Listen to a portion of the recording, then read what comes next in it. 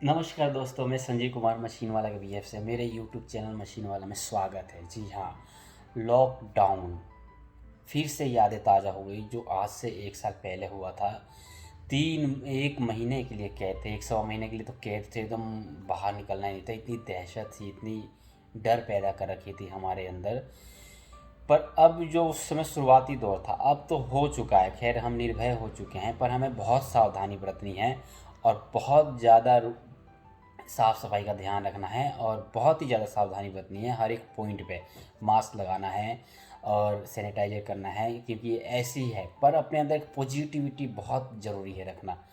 और ये पॉजिटिविटी ना, ये बाहर की ऐसी हालात को देखते हुए ना हमें आत्मबल देता है, और आत्मबल मजबूत रहेगा तो सब कुछ अच्छा रहेगा। ये बातें मैं शेयर कर रहा हूँ आप लोगों से, क्योंकि ज्ञान जितनी ज़्यादा हम बांटते हैं उतना ही बढ़ता है और उससे बहुत बेनिफिट होता है। तो सबसे बड़ी चीज़ परमेश्वर।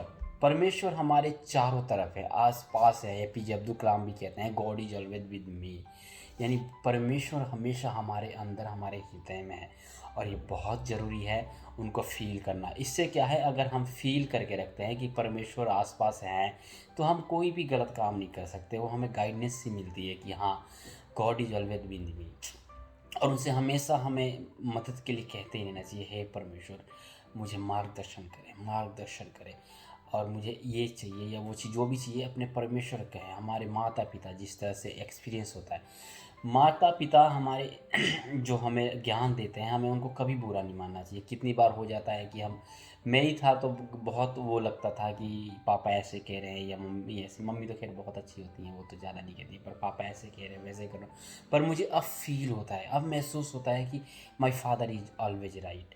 उन्होंने जो चीज़ें कहीं अपने एक्सपीरियंस शेयर करें। अभी हम नए नए हैं, तो युवा हैं, जो भी चीज़ें हैं, तो हमें लगता है क्या कि ये ऐसा होना चाहिए, ये वैसा होना चाहिए। बट नहीं, वो ना जो बताते हैं ना, वो इट्स रियलिटी बताते हैं कि वहाँ बेटा मत जाओ, आगे कुआं है, उधर गिर जाओगे। पर उनकी बातों को इग्नोर कर देते हैं हम। वैसा नहीं करना चाहिए।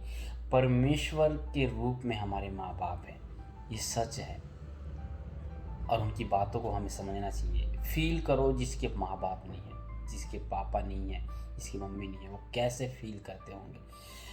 एकदम हार्ट हिल जाता है ये सब चीज़ें सोच के। इसलिए हमें हमेशा परमेश्वर को सोचते रहना चाहिए। माँ बाप का सारा एक्सपीरियंस हमें लेते रहना चाहिए और उनसे बहुत प्रेम करना चाहिए। It's our first love and last love. Our parents is the first love and last love. हमने सबसे पहले अपने माँ का प्रेम पाया, पापा का प्रेम पाया, जिसे हम भुला नहीं सकते। वो बहुत ज़रूरी है, और उसी को फील करके हमें अपने लक्ष्य पर फोकस करना चाहिए और उसे शेयर करना चाहिए, सबसे बताना चाहिए। और एक चीज़ और होती है, हम कितनी बार लक्ष्य बड़ा रख लेते हैं, तो उसको अचीव करने के लिए हमें बहुत मेहनत करना पड़ता है। माइंड डिस्ट्रैक्ट हो जाता है अगर हमारा अच्छा गाइडेंस ना मिले, कोई हमारा अच्छा गुरु ना हो या हमें गाइड नहीं करता।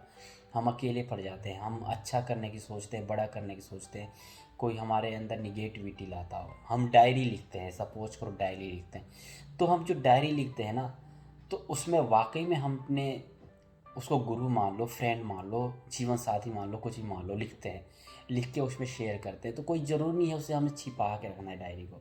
ऐसी बातें लिखो कि सार्वजनिक लिखें। जो चीज़ें छिपा के रखनी है वो हमें अपने मन में रखना चाहिए, जिसे हम करके एकदम सफलता तहलका मचा दें। छिपा के रखने का मतलब हो गया कि उस चीज़ों को किसी को पता नहीं चल रहा है, तो वो छिपी की छिपी रह जाती है। अगर आप कुछ चाहते हो, कुछ करना चाहते हो, उसमें लिख रहे हो या कर रहे हो, खैर किसी बहाने से कोई पढ़ रहा हो, कोई इंटरेस्ट लेता हो, तो वो चीज़ें हमारे फरिश्ते के रूप में हमारी मदद करता है और वो हमें आगे बढ़ाता है। तो इसलिए मैं यही आप लोगों से राय दूंगा कि अपनी डायरी कभी भी छिपा के मत रखो, एकदम ओपन ही रखो और खुद उसमें लिखो आप क्या चाहते हो। भाई क्यों छिपाने की क्या जरूरत है, कुछ गलत थोड़ी लिख रहे हो। आप अपने गोल से रिलेटेड चीज़ें लिख रहे हो ना, आप जो चाहते हो वो लिख रहे हो ना, उन चीज़ों को लिख दो। किससे कहोगे, कौन है जो हमारी बातें, हमारे दर्द को सुने। और मैं सच कहता हूँ, उसमें लिख देने से एकदम आत्म हल्का हो जाता है, मन एकदम शांत हो जाता है। उसमें लिखना चाहिए और उसे ओपनली रखना चाहिए कि कोई तो पढ़ेगा, तो कोई तो लगेगा कि हाँ, हम ऐसा सोचते हैं तो उस तरह का हमारे आसपास की चीज़ें उस तरह की हो जाएंगी। और ये बहुत ही इम्पोर्टेंट है इस बात को याद रखना चाहिए हमारे जितने स्टूडेंट्स हैं या पढ़ने वाले हैं जो इस लाइन में हैं, या जो भी अभी गोल अचीव करने की सोच रहे हों। अब मैं स्पीकर नहीं हूँ कि एकदम सब कुछ एकदम बेहतरीन बोल रहा हूँ या उसकी ट्रेनिंग लेके बोल रहा हूँ। ये मैं बस जो चीज़ें निकल रही हैं वो मैं बोल रहा हूँ। आज बहुत मुझे मन कर रहा था बोलने के लिए, इसलिए बोल रहा हूँ और ये सब चीज़ें शेयर कर रहा हूँ आप लोग से, अपना एक्सपीरियंस शेयर करना हूँ। और सबसे बड़ी चीज़, अगर हम किसी भी गोल को अचीव करना चाहते हैं, चाहे वो हमारे सरकारी नौकरी से लेकर हो या हमारे लक्ष्य से लेके हो या हमारे पढ़ाई लिखाई एग्ज़ाम से लेके हो, तो लिखो पढ़ो और विजुलाइजेशन करो। ये फार्मूला बहुत ही पावरफुल है जिसे मैंने भी यूज करा है और बड़े बड़े महान लोगों के, लीडरों के और महान शख्स के जिसके भी मैंने बायोग्राफीज पढ़ी हैं उसमें रियलिटी में लिखा हुआ है। लिखो पढ़ो विजुलाइजेशन करो, उसे लिखो और पढ़ो। और जब विजुलाइजेशन करोगे ना तो सोने पे सुहागा कहा जाएगा। वो बहुत ही इम्पोर्टेंट है। इसे करने से वो समझ लो वो चीज़ तुरंत हो गई। ये मेरा एक्सपीरियंस है। कभी कभी नहीं होता कोई चीज़, आप सोचते हो मैं ये करना चाहता हूँ या चाहती हूँ और नहीं हो रहा। वो पता है क्यों नहीं होता है? क्योंकि उस समय हमारा मन शांत नहीं होता, हमारा फोकस नहीं होता, स्ट्रीक फोकस नहीं होता। ये बहुत ही ज़रूरी है।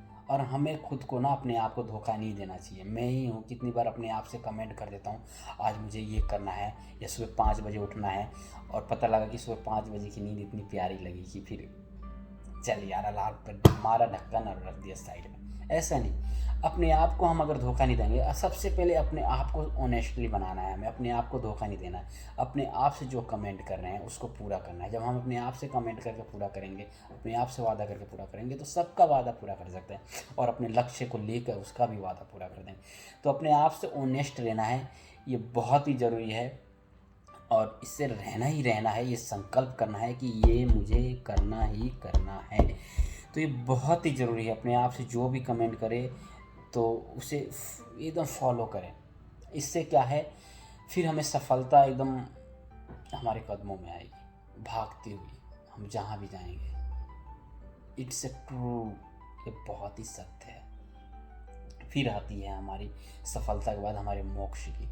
मोक्ष कहते हैं कि देखो ईश्वर तो है ही चारों तरफ, ये हमारे सामने एक बहुत बड़ा परिणाम है। हम जैसा कर्म करते हैं वैसे फल मिलते हैं और ईश्वर इसका परिणाम है। कर्म के अकॉर्डिंग मैं थोड़ा सा समझाता हूँ। ये सब मैंने थोड़ी सी ग्रंथ पर रखे ना और बायोग्राफी पर रखी है, उन्हीं को शेयर कर रहा हूँ। आप मत सोचना मैं बहुत वो कर रहा हूँ, नहीं, ये बस शेयर कर रहा हूँ। इसे वो लेके थोड़ा गलत मत होना।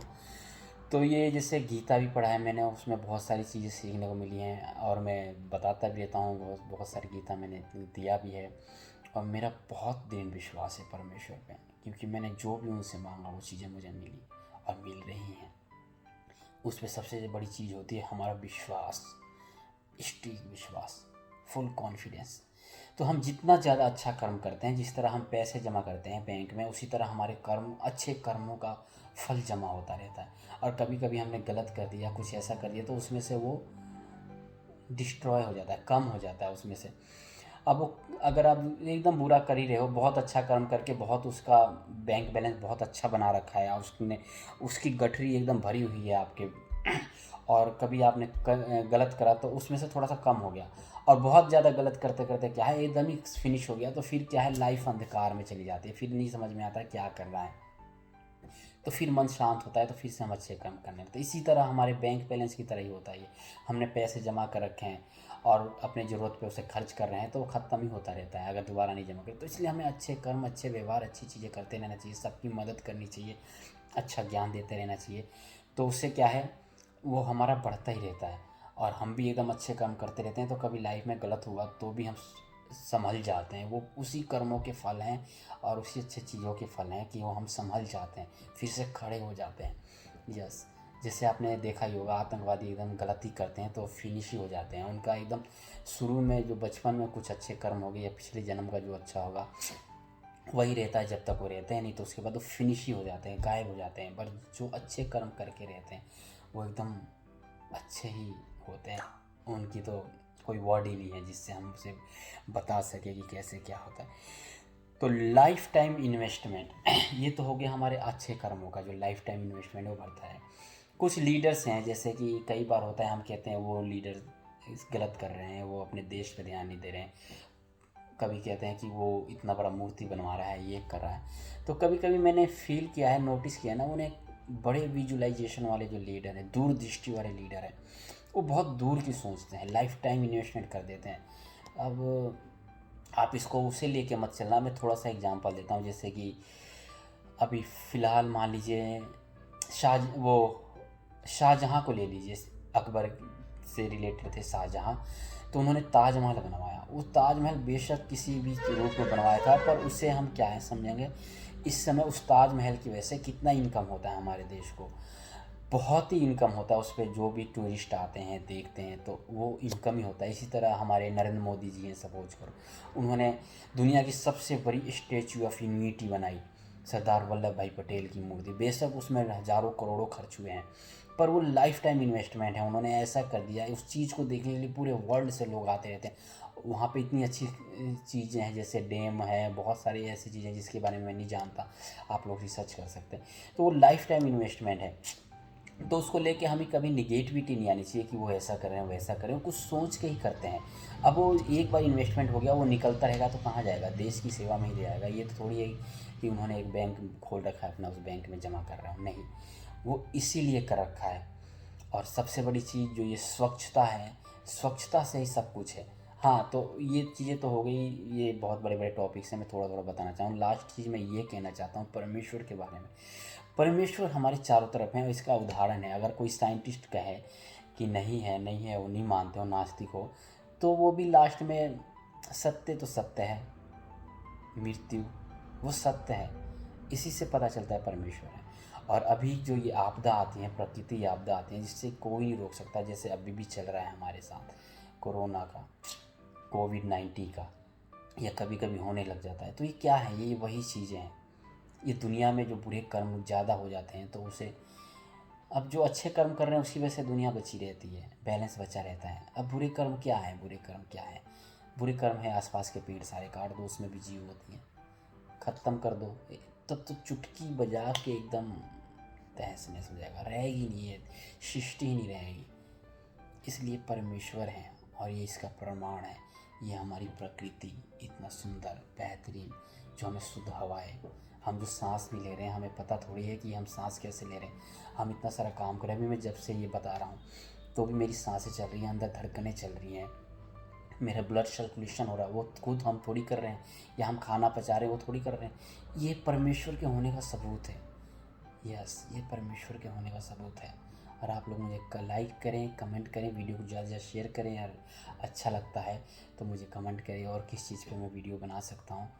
आपके साथ जुड़े रहने के लिए बहुत बहुत धन्यवाद। नमस्कार।